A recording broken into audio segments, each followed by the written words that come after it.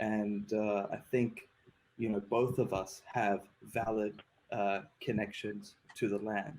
And, you know, uh, everyone actually uses the term connection without actually defining what it even means, So, let's define connection. Remember, like a connection is really in the eye of the beholder in a sense. A connection for an Aboriginal Australian means, continuously living on the land called Australia for 40,000 years. They never left.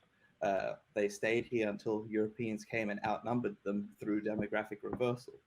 Um, in an African American that lives in a white society, but chooses to identify as African American, this is their way of showing connection with Africa.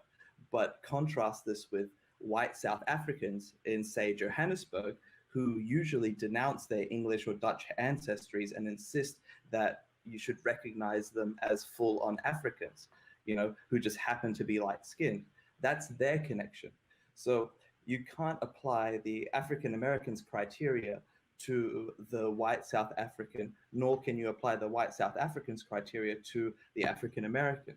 Each is entitled to work out what connection means to them. Some cultures celebrate their distant heritage, like African Americans, and others distance themselves from their, distant heritage. So whose criteria is better than? There's no better or worse. It's, whatever works for you, you get to decide what connection means for you.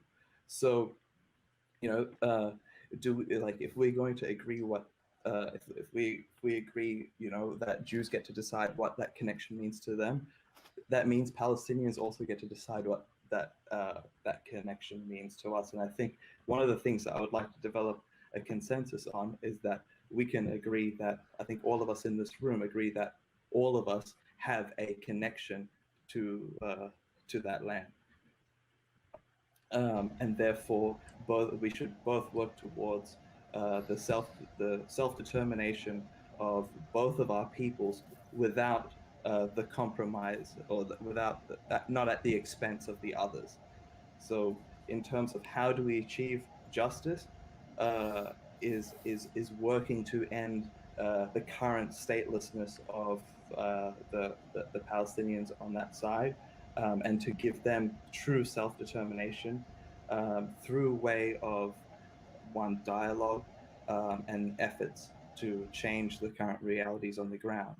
And it has to be like, we have to ignore the radicals on the other side. Like you said, Danny, you'll often see radicals on the Palestinian side talk about, wanting to liberate the whole of Palestine at the expense of Israel. And I'm sure, like, trust me, you can find the exact same thing on the Palestinian side, hearing like the more radicals on the Zionist side, wanting to drive Palestinians into Jordan. So the way you deal with them is you just ignore them and watch people like us, and connect with people like us. Because if you do listen to them and give them the time of day on your television, you end up becoming radicalized and polarized in the complete opposite direction. And the same for Palestinians.